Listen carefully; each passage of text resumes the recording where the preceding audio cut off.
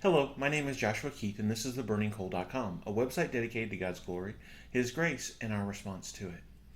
Last week, we talked about being thankful for the people who are teachers in our lives, those who are able to guide us in God's Word and to tell us the things that we need to hear, the things that we need to know, so that we can be faithful servants. This week, I'd like us to focus on another group of people that we should be thankful for, and that's thankful for those who are encouragers. And probably as I talk about this, there's somebody who jumps out to you from your congregation, from your family, from your friends. You have these people who are just great at encouraging other people.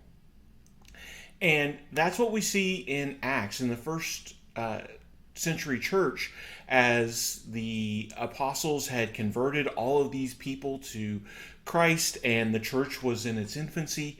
There's one person who stood out above the rest, and he stood out so much that they actually gave him a nickname. It says, "Thus Joseph, who was also called by the apostles Barnabas," which means son of encouragement, a Levite, a native of Cyprus. And so we see here that Joseph was named Barnabas.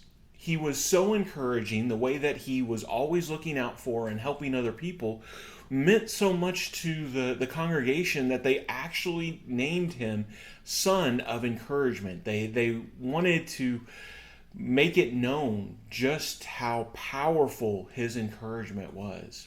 And I think that really speaks to what it means to be an encourager, and again, why we can be so thankful for them. That is what they are known by. They do this special work for God, and it really manifests itself in a lot of ways. First of all, one of the things we see is these are people that are going to be consistently checking in with us. They just want to make sure that you're doing okay, and you've got those people who are willing to see how life is going. They want to make sure that you are okay, that your family is okay, and most importantly, that your faith is okay. Because as we've been talking about for weeks and weeks now, sometimes life is hard. Sometimes there are difficulties.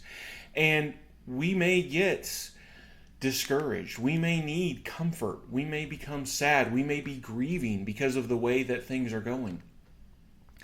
And those people who are good at encouragement, they come and they bring us a special type of comfort in the words that they say, in what they are willing to do for us, how they're willing to help out, but also just in their presence. They are the type of people who just show up for you. And so because they are willing to be that for us, that they want to know what's going on in our lives. When things aren't right, they're going to check in on us. They're going to be people who comfort us, but they're also going to be people who strengthen us. And I think this is vitally important when we talk about the idea of encouragement. Sometimes we may think of this idea of encouragement as just happy feelings, something that makes us feel a little better and puts a smile on our face. And there is that aspect to it, for sure. But the core word in the idea of encouragement is courage. And when we're Christians, when we're living our daily walk, sometimes we can lose courage. We can lose heart. We can become this discouraged person who doesn't want to fight anymore. We don't want to put in the effort. We don't want to keep getting knocked down. Every time we get up, Satan seems to bat us down, and we don't know what to do about it, and we have no more strength, and we have no more courage. Those who encourage us, they give us that strength back. They help us to see that we can win, that God is still on our side, that they are still on our side.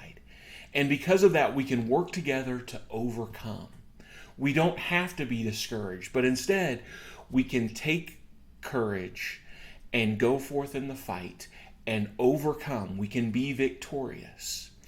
And I think that is so powerful that these people are able to do that for us, that they're willing to come into our lives whenever we feel beaten. It's clear that God knew that we would need people like that in our lives. That's why He blessed us with the church. That's why He blessed us with people who have that specific skill set and that specific ability. And so we should be thankful that God has put those people in our lives so that we can overcome. I hope this lesson blesses you in your walk in His kingdom.